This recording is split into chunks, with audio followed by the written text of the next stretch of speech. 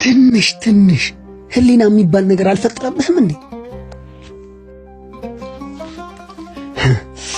ወይኔ የማንም ጨምላቃ መጫወቻ አልሆን።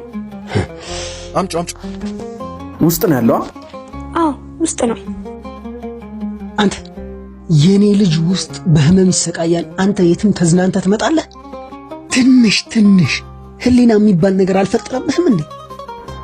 ይቅርታ ከሆስፒታል ውጭ ነበርኩ። እንደተደወለልኝ ሁሉን ነገር ትቼ ነው የመጣሁት። አንዴ ልግባል። አትከይ። ያንተ ልጅ በሐኪም እጦት ቢሞት ምን ታደርጋለህ? ለነገሩ ዶክተሮች ስትባሉ እንዳለ አንድ አይነት ናችሁ። አውሬ ጨካኞች ናችሁ። እንደተደወለልኝ ቶሎ ነው የመጣሁት። የምችለውን አደርጋለሁ። ጭራሽ በስራህ እንደማፈር ትከራከረኛለህ እንዴ? እሺ ወንድሜ፣ እኔ ለልጅህ የምችለውን ነገር ላድርግ። ከቻልክ በዱዓ አግዘኝ። አመሰግናለሁ። ወይኔ ልጄ፣ አንድ ነገር ብቻ እኔ ነኝ የማደርግህ ማለት ታይኛለህ።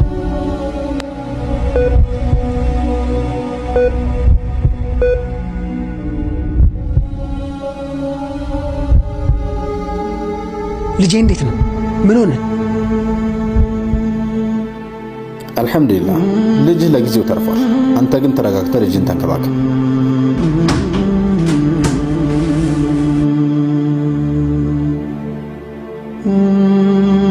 ምን አይነት ስርዓት የሌለው ዶክተር ነው! ጭራሽ አርፍዶ መጥቶ ስለ ልጅ ምንም ነገር ሳይነግረኝ ሄደ። ይሄ ነው ስነ ምግባር? ተረጋጋ የኔ ወንድም። ትናንትና ነው ልጁን በመኪና አደጋ ያጣው። በዚህም ምክንያት ሆስፒታል በጧት መግባት አልቻለም ነበር። ደግሞ ስደውልለት የመጣው የልጁን ቀብር አቋርጦ ያንተ ልጅ ለማትረፍ ነው። ስለዚህ ብትረጋጋ ጥሩ ነው። ሳናግር ሄደው ደግሞ ወደ አቋረጠው የልጁ ቀብር ነው። ምንድን ያደረኩት? ምን አለ ትንሽ ብረጋጋ።